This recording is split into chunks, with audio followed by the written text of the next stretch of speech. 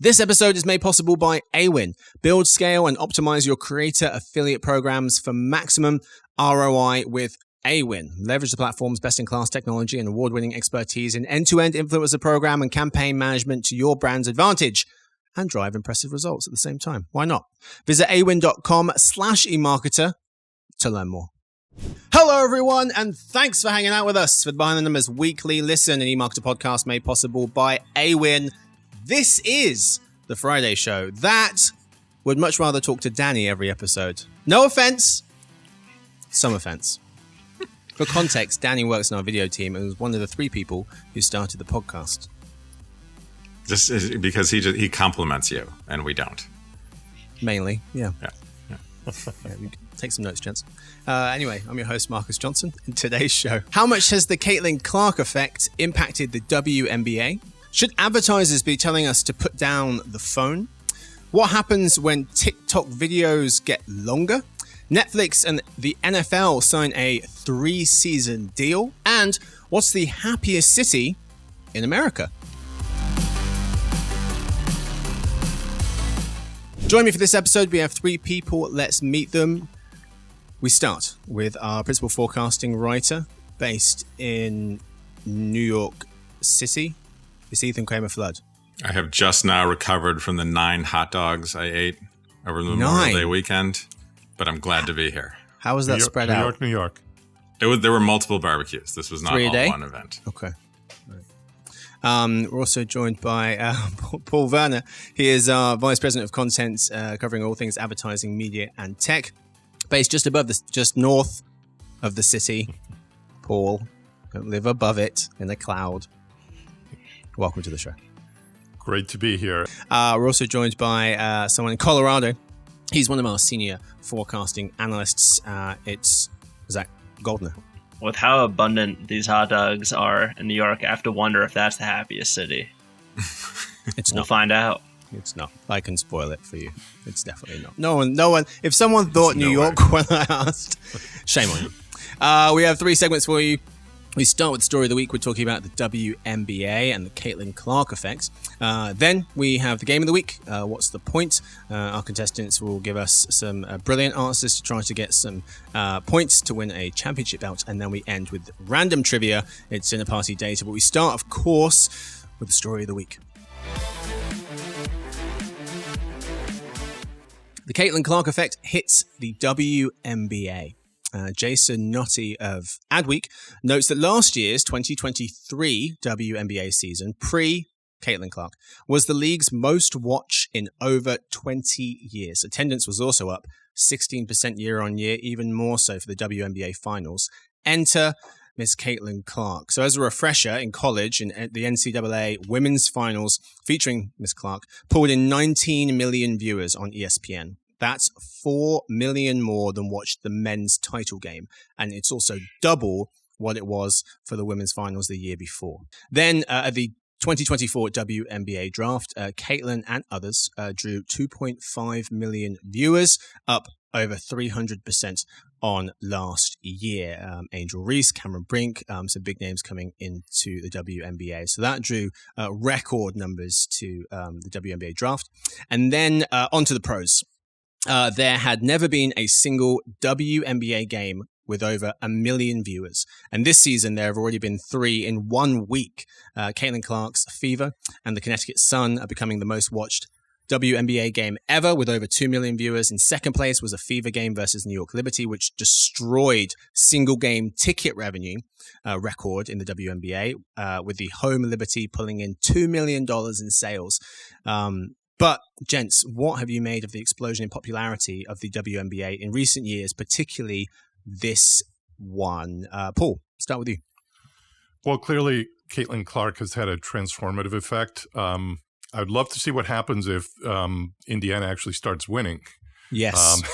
Yeah. Because, I mean, their record has been pretty atrocious, but and yet she's still drawing the audiences. I think we saw this coming with all the interest around March Madness. And I think this is going to be something that's going to carry through at least the next several years. What I hope, and I think a lot of people hope, is that the effect that this is sort of like a new floor and they can continue to build on it. There's always the chance that there's a generation of players, not just Caitlin Clark, but other players who are injecting so much energy into the women's sport right now. But, generations and dynasties come and go. So what happens 4 or 5 years from now if there's sort of like a lull and there isn't a magnetic player or a set of magnetic players? So what you hope is that this is kind of the beginning of a wave that's going to carry on. And I would say that could be analogous to what MLS has been in the US, which has been a very slow burn. And even when, a lot of superstars came into the league, it, had kind of a bump, but it still took a while. And I just hope for the WNBA's sake that this continues, because I think it should. But yeah, you talked about winning, Paul. They're currently towards the bottom of the rankings, 12 teams in the WNBA. But they're already crushing ticket sales, and I put breaking glass stadium walls. The women's teams are having to move to larger arenas to accommodate the crowds, including Indiana Fever's road games in DC and Vegas. The Indiana Fever's home game ticket prices are up 200%, and away games up 300%. And this is happening across sports. My sister was telling me about Arsenal women's soccer team, who I started to follow because of her in England, moved to the same arena that the men play in because the crowds were just too big and they needed more space. Yeah. And I mean, you could argue the women should have been playing in the larger venues all along, but it's understandable why they didn't if the audiences weren't there. I am slightly concerned. So women's sports are going to be fine, and the WNBA is going to be fine. It's on a permanently upward trajectory. But when the impact of a singular superstar is significant. And you framed this as, the Caitlin Clark effect on the WNBA. And I'm considerably more concerned about the WNBA effect on Caitlin Clark, because she has not been good. And this does matter. Now, I'm a huge fan. I watched a whole bunch of her games in college, and I watched most of her NCAA tournament run. She's phenomenal. But part of that is an entertainment factor, right? That greatness needs to stay in place. People will jump off the bandwagon. Now, I'm not being a hater. I think she'll figure it out. And this is also totally normal, right? As every serious sports fan has had a player that they root for go through this. The transition from the college level to the professional level is unbelievably difficult in all sports. This happens in the NBA. This happens in the NFL all the time. But she has looked really rough around the edges. Her game has, not transitioned so far. And when you have so much attention, there is a lot at stake from the marketers, the TV ratings, from Nike. If a whole season or two goes by and the magic seems to fade and she isn't able to translate her greatness and that sense of excitement and that domination and frankly winning, right? They haven't been winning. But I would even argue that her own personal performance is almost more important than whether Indiana wins anytime soon, right? Her teammates aren't good enough. They're not going to win anytime soon. That's okay. But it's important for her to be good. And she really hasn't been, right? There's no sense in not saying it. Ethan here is completely right. First of all, WNBA is a completely different ball game. When we were to look at WNBA, no one wants to watch a team that's at the bottom of the standings. And when you look at the Fever, they have 36 of their 40 games being on national television. Wow. Sure, the beginning of the season was a really big splash for them and doing great, but we'll see if this can be sustained. If Caitlin Clark... The games are like 20-point blowouts, right? People exactly. Don't want to watch that. And no one wants to watch, she is leading her team, but still is a measly 15, 16 points a game, which is still respectable, but it's nothing... So let me push back just a little bit, because I do agree with you that the expectations are so high that it's almost like she has to come into the league, almost kind of like LeBron-esque expectations. Jordan didn't have those expectations, but he became great and came out of college. LeBron out of high school, but those expectations were insane. And I think similar with Caitlin Clark, people expected to be the best player in the WNBA from game one. Through 7 games as a rookie, she's led her team in points, assists, and steals. And in the whole WNBA, so there are 144 players, she's 19th in points, which is high. It's a top 20 in points. She's 25th in rebounds, and she's a guard, and she's 4th in assists. So I think this is going to be kind of like a Victor Wembanyama type of progression. Like at the start of the year, she's decent. She has some bad games, some good games, but by the end of the season, you're going to see these marked jumps where she does become an all-star. She makes the Olympic team and is towards the kind of top 10, definitely top 15 in all those categories. Marcus, I want to shift this conversation back to marketing and not necessarily all her statistics. But I think it matters, right? It matters if she plays well. It does matter, but what's already happened is extremely important. Her jersey sales have really taken off. The fan demographics to the game have greatly changed with the younger audience tuning into the WNBA. Mm-hmm. And what's most important is I believe that the WNBA and the NBA are going to negotiate their broadcasting TV rights together in the coming months to be able to leverage better contracts, which would then bring more money to the players itself. So this is a very much a make it or break it year for the WNBA, which could bring a lot of money to its players. So it'll be really interesting to watch to see what happens this season in terms of viewership, if it can keep its numbers up. The jersey sales is a great point. Since April's WNBA draft, revenue from its official online store is up over 2,000%, already passing total sales for the entire 2023 season. Draft night sales of Caitlin's Indiana Fever jersey set a record. Only NFL number 1 pick Caleb Williams has beaten. So, that's a great point. Should be good this year. Do you want to hear my pun, Marcus? Not really. Final points from me. One, women's sports is kind of waiting for media coverage to catch up. 15% of sports media coverage dedicated to women's sports, when women's events comprise 50% of all sports competitions in America. So 15% of coverage, 50% of sports.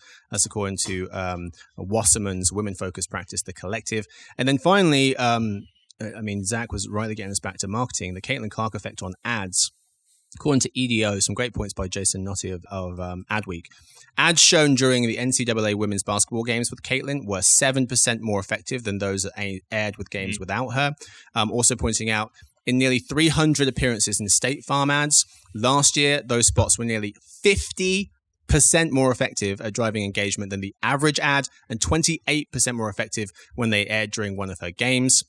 And finally, in assessing Miss Clark's value to brands like Nike, MD of STS Capital Partners Andrew Barrett pointing to Deloitte data showing that women's elite sports, to zoom right out, will generate over $1 billion in revenue for the first time. That's up 300% from 2021. So we've got time for the story of the week. All right, folks, let's turn our attention to the game of the week. Today's game. What's the point? So where I read out 3 news stories and our contestants give us their best takeaway from each. Okay answers get 1 point, good answers get 2, and answers that give you the same feeling as a walk-off 3. Okay, non-basketball people are like, what the hell is he talking about? However, basketball people are like, yes, please. You get it. You probably don't. Answers that leave you with the same feeling as hearing Mike Breen say bang. The double bang. Points. The Luka double bang. The double bang. So good. Each person gets 20 seconds to answer before they hear the bell. Most points wins. Let's play. Round 1. We start with Ethan. Advertisers say, put the phone down.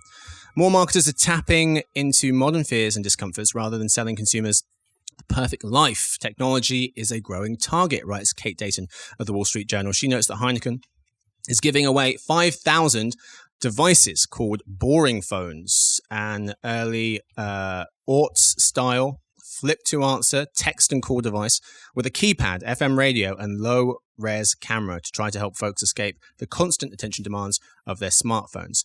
Heineken, the beer people, for context. Ms. Dayton says that advertisers are tapping into a concern over the role of tech, pointing to tequila brand Jose Cuervo, who ran a sweepstakes for hundreds of its own basic phones and a Super Bowl ad from web design company Squarespace, imagining a world where nobody noticed an alien arrival because we're all staring at our screens. But Ethan, what do you make of advertisers acknowledging society's concerns over tech and its growing role in our lives? I think it just means that brands and marketers are good at their jobs, and they continue to be able to plug into the zeitgeist, and they are willing to do whatever they have to do to get their message across and get their brand out. So at the moment, that means acknowledging and even playing up our negative relationship with tech and with the digital world, but that doesn't mean that they have any intention of actually abandoning digital advertising or avoiding any of these platforms. And even if they did, even if the society as a whole ever does gain any momentum in turning away from social media, that isn't turning away from technology or the digital world. That probably just means transitioning advertising dollars into less poorly thought of platforms like streaming services, which are still part of the digital world, right? So this is them doing their jobs, and they're doing it well. And I don't think it has any significant longer term meaning. I wonder if it resonates, though. It does seem a bit counterintuitive for digital advertisers to say, put the phones down, stop using your screens as much. But Paul, what do you think? Yeah, counterintuitive for sure, and it will get some attention. But as long as marketers, media companies, social networks, and device makers are invested in people spending more time on the devices rather than less, this isn't going to be a real thing. This is sort of like when brands talk about sustainability, which is at least 90% of the time greenwashing. It kind of reminds me of when Nancy Reagan tried to confront the drug crisis in the 1980s by saying, just say no. It's not going to work. So nice try, brands. I get what you're doing, but in a couple of months, this is all going to be totally forgotten. Couple of months. Zach. Oh, Marcus, that time is long gone. These marketers, they know what they're doing. Ethan, Paul hit it right on the head. We're not going to see any resurgence back to traditional media, especially when we're talking about advertisers. They're going more and more towards digital. Unless they're able to see anywhere where ROIs are higher on traditional ad formats, we're seeing more heads and more time being spent on digital now than ever. Why is that? It's because digital is addictive, and that's where the ad dollars are flowing and will continue to flow at. You had at one point 39% of total media ad spending coming from traditional TV. Now it's at 14%. And the reason why is because it is moving more and more towards your phones and towards connected TVs. And brands are just doing this to make you feel good about yourself. But 5,000 dumb phones, it's not going to go anywhere. They're just trying to make a good message. It'll go in landfills, and then that'll affect the sustainability messaging as well. It probably will. You guys are right, though. It's going more and more towards digital. 78% of total media ad spend in America, 78% this year, digital and growing somehow. In 4 years' time, by 2028, 86% of all ads digital. Let's move to round two. Do you want to give one other caveat when it comes to traditional media for advertisers out there? You will realize a bit of a rebound in cyclical years for traditional media, whether it's 2024 this year, 2026, or 2028. Those are years of Olympics, political ad spending. We're going to see a lot of that this year. That happens on traditional TV. It happens on outdoor advertising. You'll also hear radio advertisements and elsewhere too. You'll see it in your print newspaper. So you will see some bump ups in these years. And outside of that, the declines are going to continue. Yeah, on that point, 56% of political ad spending this year will be on TV, which is astounding considering the stat you just shared, Marcus. So the political advertising landscape, which is frankly a small part of ad spending, but it does boost ad spending enough to cause those bumps every 4 years. But that world is totally different from the rest of the market. Yeah. Still. Yeah, these events, bit of a defibrillator for the TV space, trying to keep it alive and keep those numbers up, but ultimately going down. All right, gents, round two. We'll start with Paul. What happens when TikTok videos get longer? TikTok is testing a feature that lets select users upload videos up to an hour long, marking a potentially significant shift in the platform's content strategy. Rise RC and Director of Briefings, Jeremy Goldman, he notes that TikTok told creators their videos will get more views if they are horizontal and over a minute long. Now, a requirement for monetization Currently, vertical videos can be between 15 seconds to, I think, 3 minutes. Then you've got videos up to 10 minutes. 20-minute videos are available for paying users, and the company is experimenting with 30-minute videos as well. But Paul, is there room for 2 YouTubes, one of them being TikTok?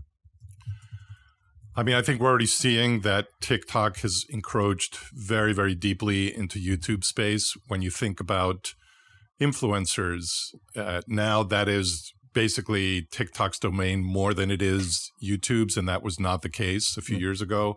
When you think of how-to videos, which was also something that YouTube essentially invented and owned, that is now TikTok's domain. And when you think of just the concept of viral videos, right? So in a way, I think we've already seen that one player has morphed into 2 players. Where I think, though, there's still a lot of distance to be made up is in connected TV. So YouTube has been very successful at transitioning its audience from a mobile dominant mode to connected TV mode. And I don't think TikTok, I think TikTok would like to get there. The horizontal videos is your biggest clue.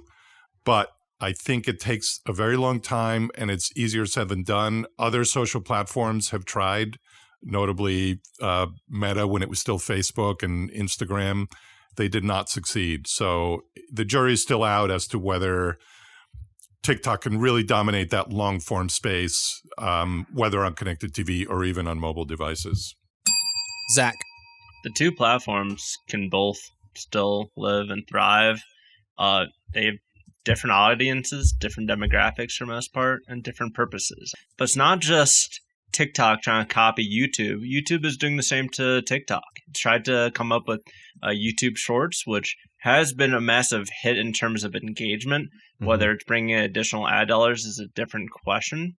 But again, you have different use cases on the 2.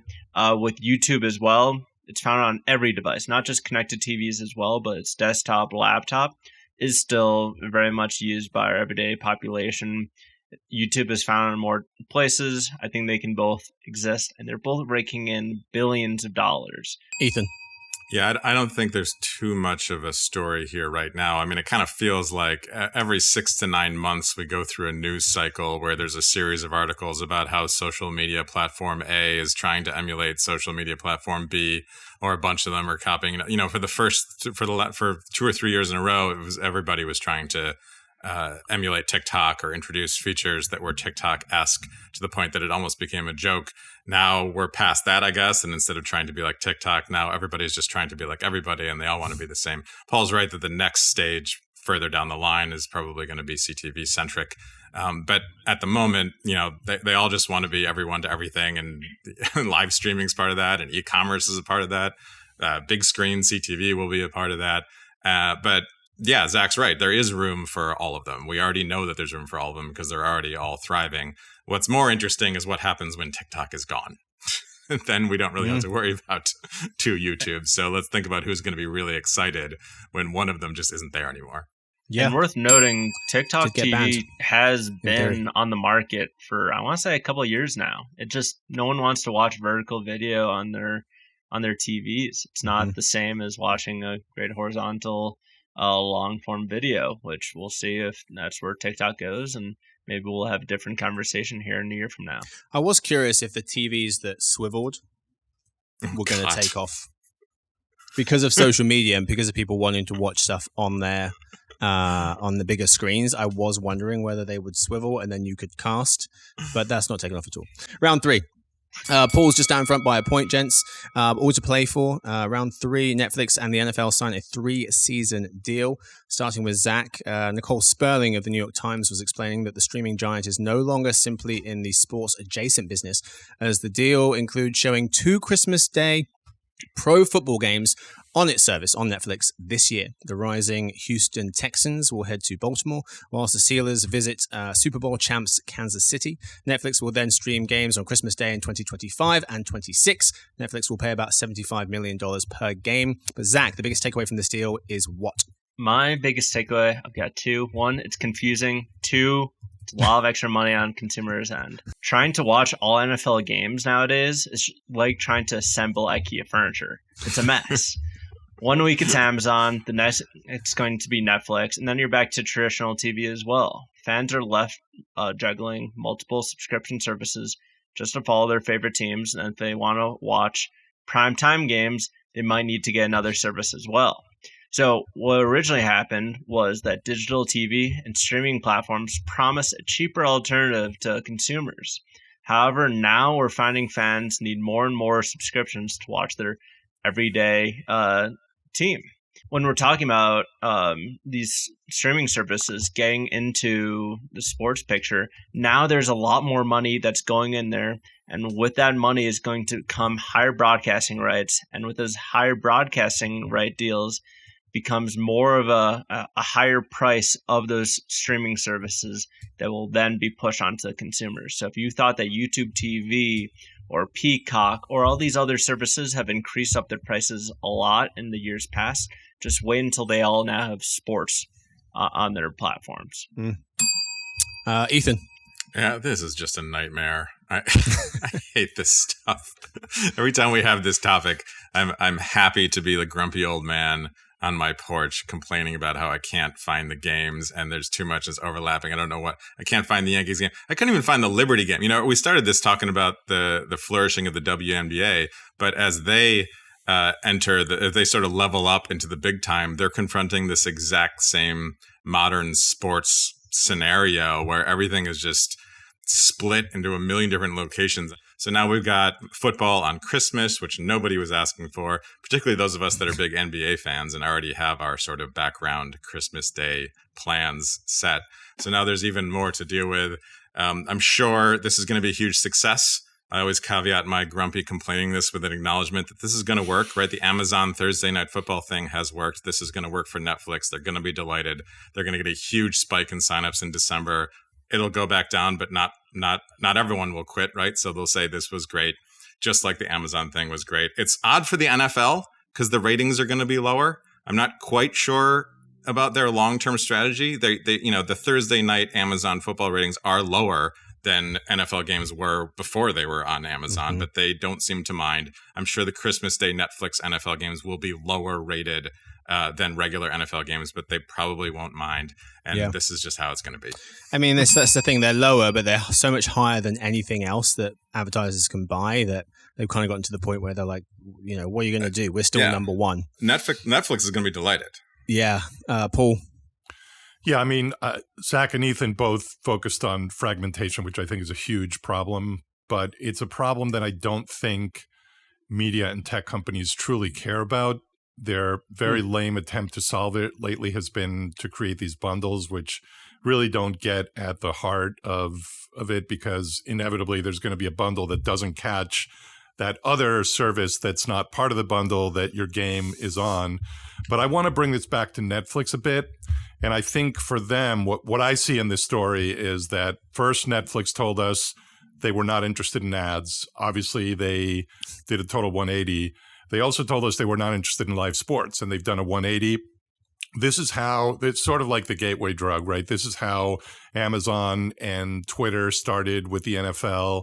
This is how YouTube and Apple TV and all the others, Peacock, Disney, Paramount, they all started, maybe not Disney because they'd already had ESPN, but a lot of these companies start by licensing a couple of games or franchises, and then they go deeper into it, as Amazon has done, as YouTube has done. So I think this is a first step for Netflix. I think in 3 years, we're going to see Netflix, have like a full suite of major sports deals. Yeah. So a few points just to kind of bring some context to what you guys were saying, some further context. One is other streamers pinching games. Amazon's Prime Video grabbed the rights to an exclusive streaming playoff game for this coming season. Comcast Peacock streaming service carried 2 exclusive games last season, regular season game and a playoff one between the Chiefs and the Dolphins, drawing a significant 23 million viewers. For context on the NBA, for folks who don't watch the NBA, I mean, maybe you have to watch in the background because folks who do watch it will have it on Christmas. The NBA has been showing games on Christmas Day since 1946. It's been showing 5 games throughout the day for the past 15 years. And then finally, Netflix and the NFL, they already had an existing relationship. Netflix partnered with the league on its quarterback series. They're about to release Receiver. All right, gents, look at the scores and count them up. This week's winner, Paul, is this week's winner with 8. Zach with 7. Ethan with 6. Oh, Paul get out of gets here. Yeah, that's right. Paul gets the last word. You gave some of my points. Belt. You gave some of my points to Danny. I know how this works. Maybe. Danny is this week's winner. He's every week's winner. Paul, it's true. I'm a big 8 Danny points. Caridi fan. Championship belt. Championship belt. Very exciting. All right, time now for dinner party data. This is the part of the show where we tell you about the most interesting thing we've learned this week. We start with Paul, because he won. I did what I have done periodically over the last few years, being a Mets fan, and just looked in horror at the payroll of the Mets compared to their performance. And that always gets me thinking, what is the correlation between payroll and, team performance? And actually, in the last 3 years, so the 2020 season was shortened, but in the years since then, there's been a fairly okay correlation in the sense that if you look at the top 10 teams by payroll, almost like 7 or 8 of them in any given year will end the season at least with a positive record, which isn't saying much. Yeah, just baseball. Okay. But the Mets, having had the top payroll for the last 2 years, they have had an atrocious gap, in between the payroll and the performance. This year to date, the Mets are still number one. But if you look at the top 10 teams in payroll season to date, realizing it's a young season still, 5 of them are either at or below 500 in the standings. So it doesn't really speak very well for those, those payroll dollars and how they're working for the owners. Money well spent, Mets. I'm of course kidding. Ethan, you're up. I was in a conversation about Memorial Day, and usually I'd come up with my dinner party, whatever. This isn't data. I was told I don't have to have data, so this is just information based on whatever conversations I had most recently. And we were like, "What's the deal with Memorial Day?" Obviously, we know what it's for. We know what its purpose is. But where did it come from? Why is it when it is? What's the backstory? And I did a little digging. Mainly, I was trying to figure out why it's on the day that it is. Like what happened at this particular moment in time that this is when we have Memorial Day. We've been celebrating something like Memorial Day for an extremely long time. It goes back to the 1860s. It used to be called Decoration Day because you would decorate the gravestones of the fallen soldiers. You'd go clean them up and decorate them. It was called Decoration Day for a long time. It didn't become an official federal holiday for over 100 years. It was like 1968 before it became an actual holiday called Memorial Day that we all officially celebrate. But the story as to why it is when it is maybe it's common sense, but it was interesting to see it written. So this general, Union general after the Civil War basically declared May 30th to be the day because flowers would be in bloom all over the country, and the intention was to decorate the gravestones. And so it was actually May 30th, and it was also specifically May 30th because that is a day on which there were no significant battles or any military significant events in U.S. history at that time, and they didn't want it to sound like this day was, celebrating one specific thing. So they chose May 30th. It is not currently May 30th. Now it is the last Monday in May, which was done entirely for economic reasons and weekend-related reasons. So they when they made it official, President Johnson said, "Well, let's make sure this always ends up being a 3-day weekend." Yes, you, Marcus. Not yet, America. I'm coming for you. I assume that's your grandfather we're talking about. I'll be running next time. So they were like, "Hey, let's make sure everyone can. It's beautiful. We got flowers. We're doing the memorial thing, but let's make sure that it doesn't interrupt the economy by falling on a Wednesday. God and forbid. Let's make sure that everyone gets a 3-day weekend." All right, Zach, you're up. Very good, Ethan.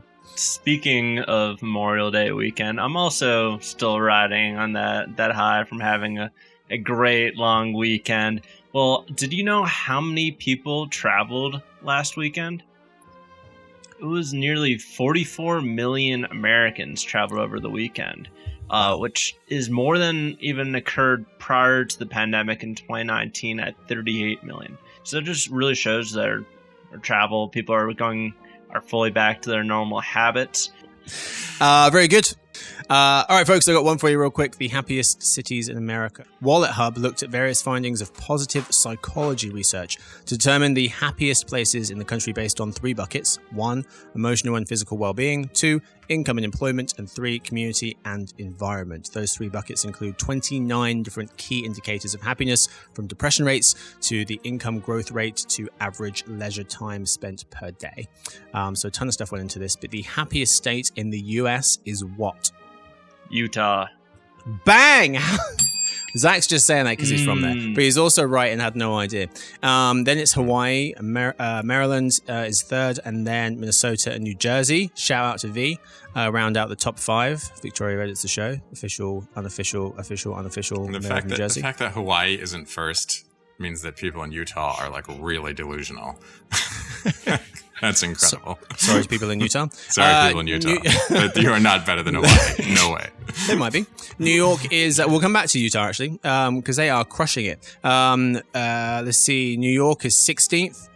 Colorado, 31st. That's where Zach is currently.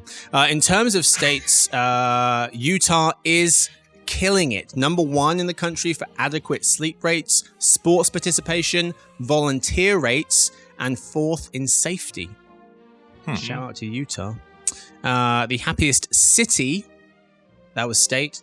Happiest city in the US is where? Apparently it's Salt Lake City, but it should be Honolulu. It's not Salt Lake. Chicago. No, it's not Chicago. Chicago's like 50th or 60th. It is Fremont, California, in the Bay Area. Anyone been? No. Okay. That's not a city. Come on. One major factor is the city has the highest share of households with income over $75,000 at nearly 80%. However, it's not just a ton of like incredibly rich people. That's not the point. The study, in the Proceedings of National Academy of Sciences, shows that increasing your income also increases your happiness up to $75,000, but not beyond. They just have the highest share of people making that much or more, as well as a few other things. Overland Park in Kansas is the 2nd happiest city. I think I've said that right. In part because it has the lowest poverty rate in the country, just 4%, one of the lowest unemployment rates at 3%, and one of the lowest food insecurity rates. So shout out to Overland Park in Kansas. Then San Jose, California. Then Madison, Wisconsin, and Irvine, California. Round out the top 5. So 3 of the top 5 happiest cities are in California. 1/3 of the top 50 happiest cities are in California. It's a big state. Wow. Jersey City is 55th. Shout out again to V. New York City, 86th. No one's surprised.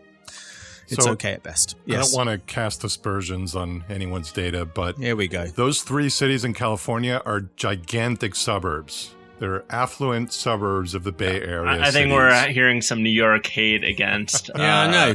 Some California and not backseat to I Utah. No to Utah, really? I think a lot goes into it, but I think when you look at cities in particular, I think it would be more helpful if you looked at major cities, because these cities in California, they're really part of a metro area. They're not cities in their own. I'll cast aspersions. San Jose is the worst. I spent a lot of time in San Jose. There is nothing you want to do there. There's no culture. Also, 1/3 of these cities being in California are, that seems like a weather-related stat, which I do, that seems That's legit. probably part of it. But it's just like all of these places have really nice weather. And this took me 4 hours, gents.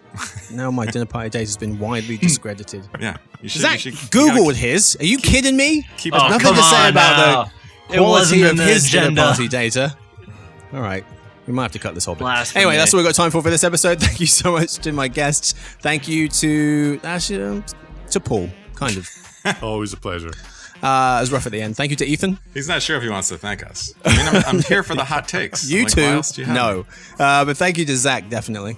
Thanks, Marcus. Thank you to Victoria, who edits the show, Stuart, who runs the team, Sophie, who does our social media, Lance, who runs our video podcast, Danny for literally everything else.